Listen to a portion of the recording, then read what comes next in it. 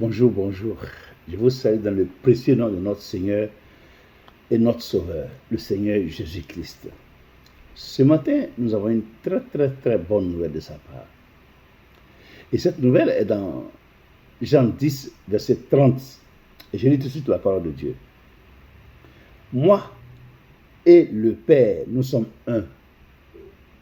Ça, c'est le Seigneur Jésus qui dit cette parole-là. Moi et le Père, nous sommes un. Cette parole est la vérité. Et cette parole est très puissante. En fait, Jésus est en train de dire ici que c'est lui qui est le Dieu le Père. Moi et le Père, nous sommes un. Ça veut dire que c'est Jésus-Christ notre Créateur. C'est Jésus-Christ notre Père. C'est Jésus-Christ qui a créé le ciel et la terre. S'il dit que moi et le Père, nous sommes un, c'est ça ce que ça veut dire. La Bible dit, Dieu dit que je ne donnerai pas ma gloire à un autre. Dieu ne donne pas sa gloire à un autre. Mais si lui dit que c'est lui, le Père et lui, ils sont un, c'est que c'est lui-même le Dieu qui est là. Dieu le dit dans Ésaïe 54. Il dit, car comme ton Créateur est ton époux, l'Éternel des armées est son nom, et ton Rédempteur est le Saint d'Israël. Il se nomme Dieu de toute la terre. Jésus-Christ est le Dieu qui nous a créés. Jésus-Christ est le Dieu qui a créé le ciel et la terre. Toi qui te poses beaucoup de questions, quand Jésus-Christ dit je suis le Fils de Dieu, le Fils de l'homme, ce n'est pas humilité qui dit ça. Ce n'est pas humilité. Mais quand tu lis la parole, tu sais que c'est lui qui est Dieu. Jésus-Christ ne va pas te dire c'est moi, Jésus-Christ, je suis Dieu. Il ne dit pas ça. Parce qu'il est sage, c'est lui-même qui nous distille la sagesse. Mais là, cette parole-là confirme que c'est Jésus-Christ qui est Dieu. Moi et le Père, nous sommes un. Dans Jean 8, 57, les Juifs disent à Jésus, tu n'as pas encore 50 ans et tu dis que tu as vu Abraham. Jésus leur répond au 58, il dit, avant qu'Abraham fût, je suis. C'est-à-dire avant qu'Abraham soit né, j'existais déjà. Tu vois, c'est Jésus-Christ notre Créateur. Ne te pose pas trop de questions, mon frère. La vérité, c'est lui, le Seigneur. Et il est humble, il est bon, il est merveilleux. Il est vraiment digne, il est merveilleux. Il est glorieux. Donc, si tu ne crois pas à cela, tu passes à côté de la vérité, mon frère. De tout ce que tous les meneurs, le Mahomet de l'islam, tous les meneurs sur la terre des hommes, aucun n'a fait cette déclaration. Aucun ne peut faire cette déclaration. Et Philippe lui a posé la question au Seigneur, montre-nous le Père et cela nous suffit. Jésus lui répond, ne crois-tu pas que le Père est en moi et que je suis dans le Père?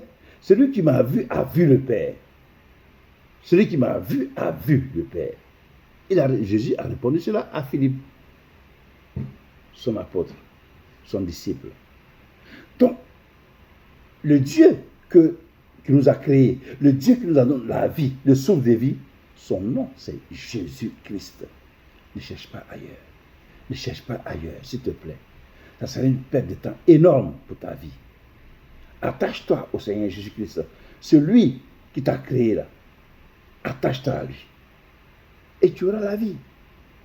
Et tu auras la vie, selon sa promesse. Il nous dit, dans Jean 5, 19, il dit, Jésus reprit donc la parole et dit, en vérité, je vous le dis, le Fils ne peut rien faire de lui-même. Il ne fait que ce qu'il va faire au Père. Et tout ce que le Père fait, le Fils aussi le fait pareillement. Selon toi, quand il a fait cette déclaration-là, à quel moment il a vu son Père faire? C'est lui qui donne la vie aux morts, il ressuscite les morts, il donne la vie aux aveugles, il guérit les boiteux, il remplit les mains estrophiées. C'est Jésus-Christ, c'est lui qui guérit toutes sortes de maladies. C'est lui. C'est Jésus-Christ. Donc, Si tu n'as pas encore compris ça, demande au Seigneur Saint-Esprit de t'aider. Parce qu'à part lui, il n'y a pas l'autre Dieu. À part Jésus-Christ, ça n'existait pas d'autre Dieu. Aucun Dieu n'existe sur cette terre hommes, hormis Jésus-Christ. C'est lui seul. Le seul Dieu qui nous donne la vie, là, c'est lui son nom qui est Jésus-Christ. Et il est venu sur la terre pour nous sauver. Parce qu'il a donné des dispositions sur la terre des hommes ici. Et si tu ne le suis pas, que tu prends un autre chemin, tu ne peux pas être sauvé. C'est pourquoi ce matin, je t'exhorte à donner ta vie au Seigneur Jésus-Christ, à faire alliance avec lui.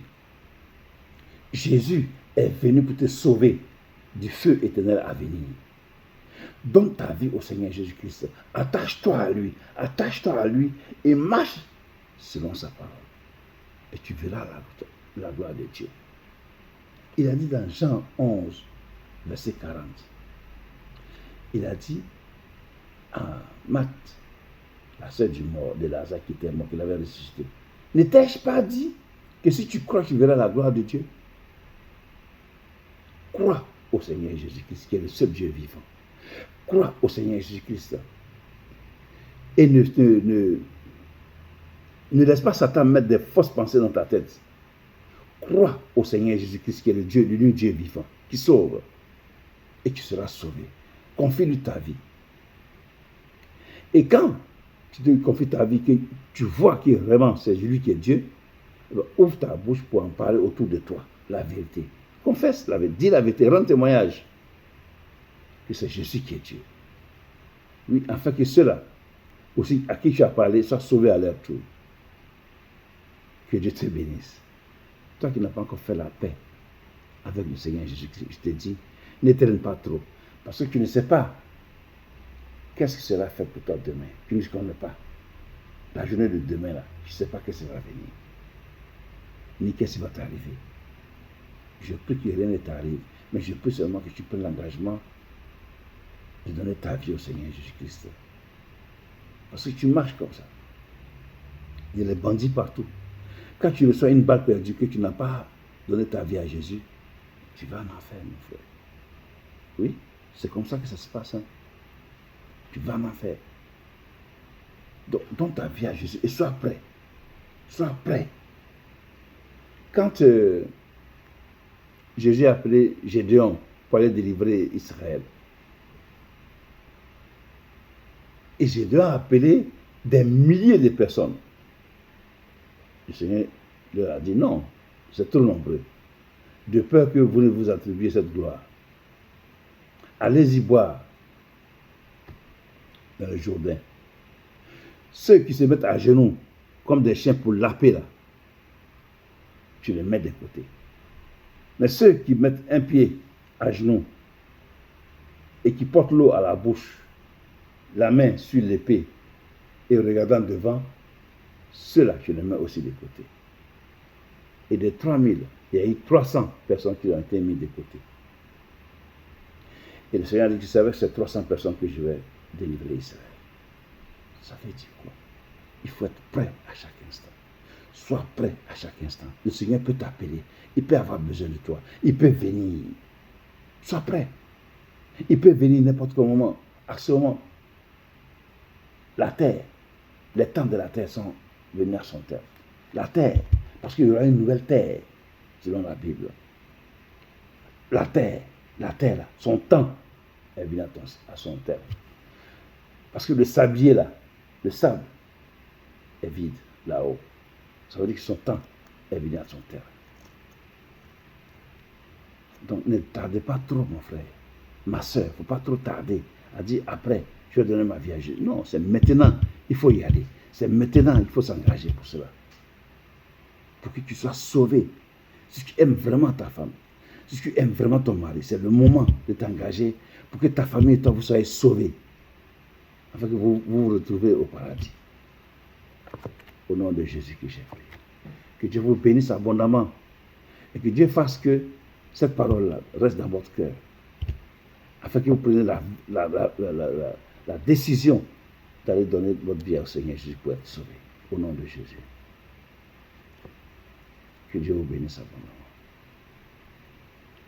Amen.